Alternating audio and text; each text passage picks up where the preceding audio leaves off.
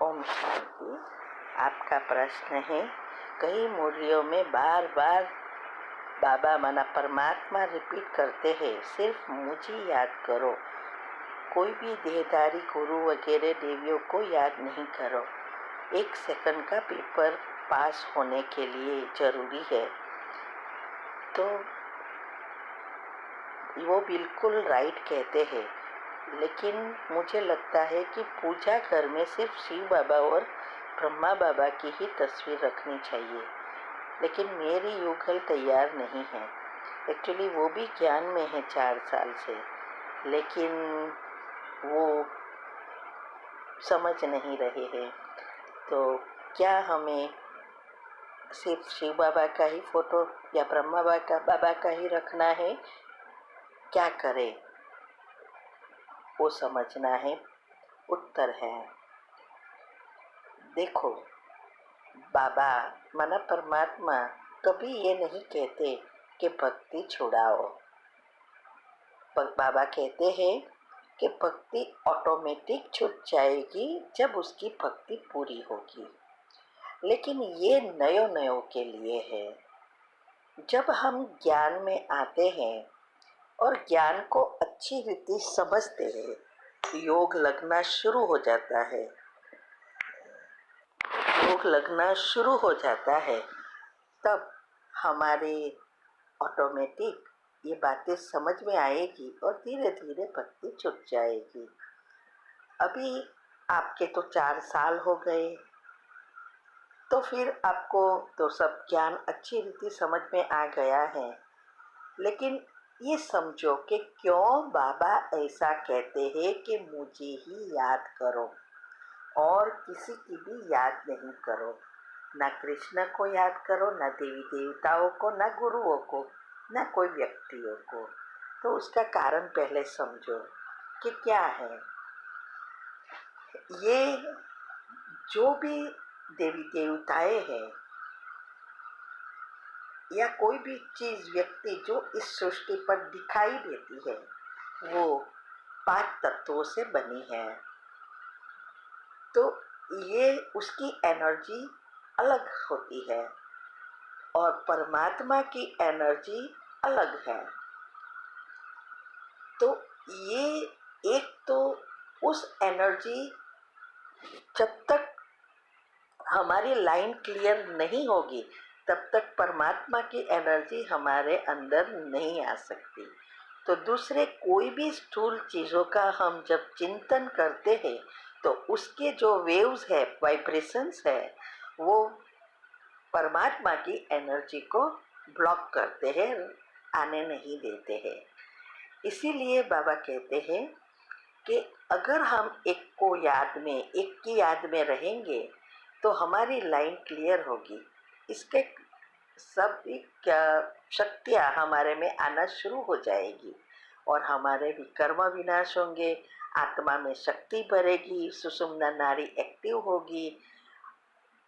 तो इसीलिए कहते हैं कि एक को याद करो और सभी चीज़ों से डिटेच होना है। 5 विकारों से भी डिटेच होना है ना, तभी हम 1 सेकंड का पेपर पास कर सकते। तो ये जो एनर्जी ब्लॉक कर रही है वो कैसे होता है? देखो, हमारे घर में टीवी वगैरह होती है, नेट होता है, लेकिन अगर हमारे एरिया में तूफान आता है, स्टॉर्म आता है, बहुत पवन है, तो टीवी में क्लियरली पिक्चर नहीं आएगा या चैनल पकड़ेगी नहीं, या कभी कभी तो बंद ही हो जाएगा। तो उसका कारण क्या है? यही है कि वो एनर्जी जो स्टॉर्म आया है वो प्रसारण हुई एनर्जी को अंदर आने नहीं देती, वो ब्लॉक करती है। बाकी प्रसारण तो हो रहा है, जहाँ भी मेन जगह है वहाँ से एनर्जी, तो वो प्रसारण टॉपिक तो हो रहा है, लेकिन हमारे यहाँ नहीं पहुँचती क्योंकि हमारे यहाँ का वातावरण खराब हो गया है, एनर्जी क्लियर नहीं है, इसीलिए वो नहीं आती। ऐसे ही हमारे साथ होता है। बाबा की एनर्जी, परमात्मा की एनर्जी तो आखिर सारे विश्व में घूम रही है, जिसको साइंस कॉस्मिक पावर कहते हैं। लेकिन वो हमारे तक नहीं पहुंचती जब तक हमारी बुद्धि की लाइन क्लियर नहीं होती।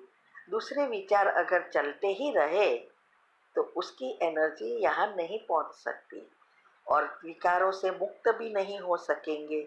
इसीलिए जरूरी है कि एक की याद में रहना है, एक की ही पूजा करनी है। हमारे ऑडियो जो अनुभव की आती है कि सब धारणाएं किस कैसे की, तो हमने उसमें बताया है कि हम श्री कृष्ण को जान से भी ज़्यादा प्यार करते थे, जैसे पागल थे। और जब हमें ये एक सेकंड टचिंग हुई तो एक झटके मंदिर सहित सब कुछ दे दिया और इसमें लग गए, तभी हमारी प्रगति हुई। बाकी 10-15 साल ऐसे ही चला गया था, समझ नहीं आता था उस टाइम, तो इतना ज्ञान भी डेवलप बाहर नहीं आया था। वह बहुत डेप्थ में अंदर छुपे राज जो थे वो किसको ही बताते नहीं थे। अभी ये तो मीडिया की वजह से सब बाहर आ रहा है, सब मंथन करके रख रहे हैं, लेकिन पहले 88 में ऐसा नहीं था। तो ये सब बातें समझिए, आपकी युगल को भी ये समझाओ, ये सुनाओ कि क्यों जरूरी है। ठीक है। ओम शांति।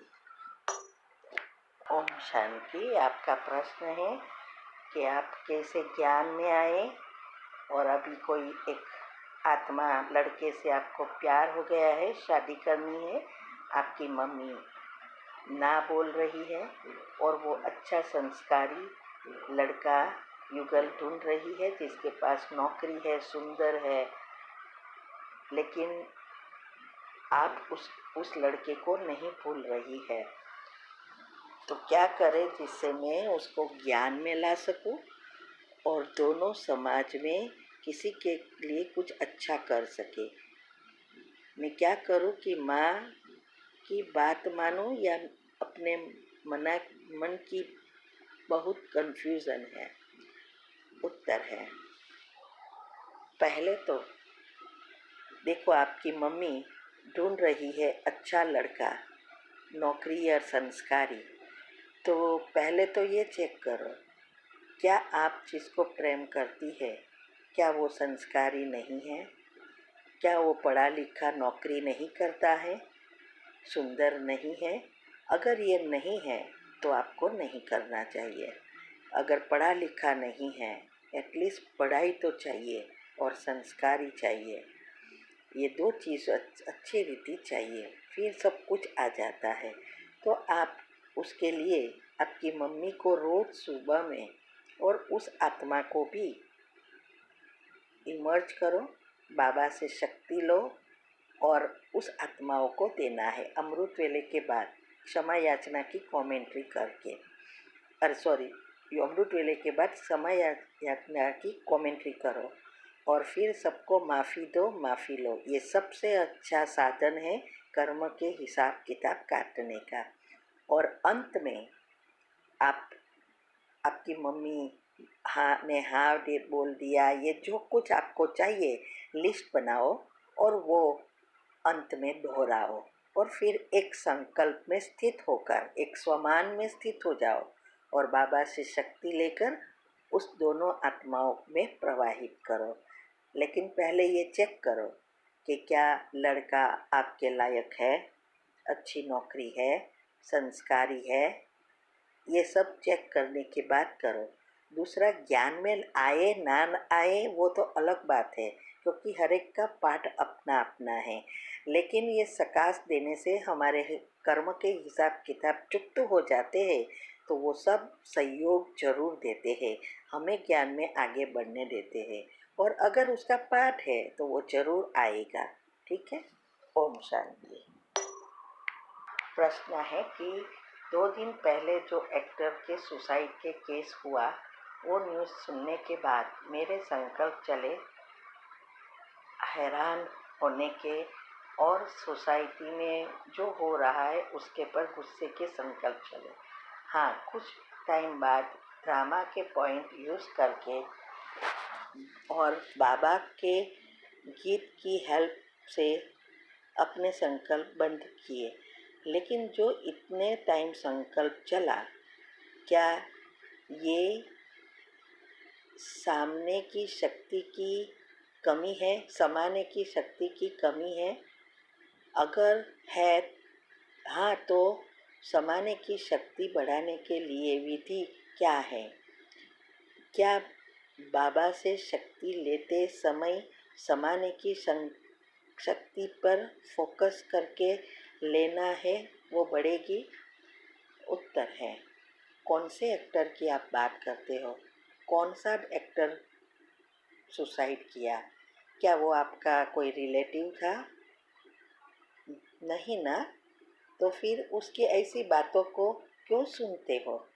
अगर सुनते हैं, देखते हैं, तो अगर आपकी स्टेज नहीं हुई है, सुनते हुए नहीं सुनो, देखते हुए नहीं देखो, तो फिर ये बातें क्यों डालते हो? और ये समाने की शक्ति की वजह से नहीं है। आपके पास गुस्सा आया, माना आत्मा में ही शक्ति नहीं है, शांति ही नहीं है, कंट्रोल नहीं है।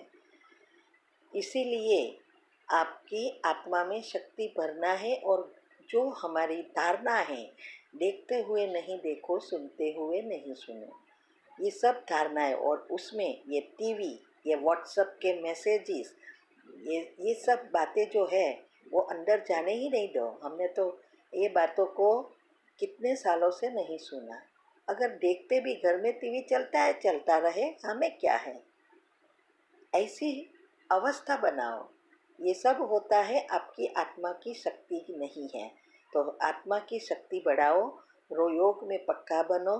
सभी धारणा की ऑडियो आती है, वो ऑडियो फॉलो करो कि कैसे हमने ये धारणाएं करके यहाँ तक पहुँचे।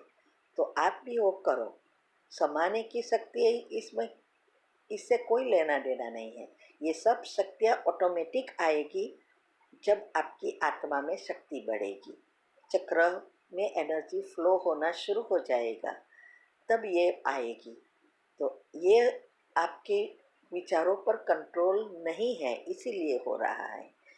तो जब तक आपका ये कंट्रोल ना आए, तब तक टीवी वगैरह देखना ही छोड़ दो। ठीक है? ओम शांति। आपका प्रश्न है, पति की शराब पीने की आदत मैंने स्वीकार कर लिया, झगड़ा करना बंद कर दिया, प्यार ही देती, लेकिन जब वो नॉर्मल से थोड़ा हट के होते, बना मेरे प्यार की महसूसता भी उन्हें नहीं होती, बस आए और लेट गए बेसुध, तब मुझे चिड़चिड़ापन होती है और उन्हें फिर नोचती, गुस्सा करती। ऐसे में मैं कैसे क्या करूं? खाना भी नहीं खाते हैं वो। सुबह को कहेंगे सॉरी, फिर वही दोबारा गलती। मैं क्या करूं? ऊपर जितने वाली भी टेंशन सबके बाद में खाओ, फिर भी सुनो कि किसी को मिले या न मिले, बस खा लो। अपने आप से बड़बड़ाती हूँ।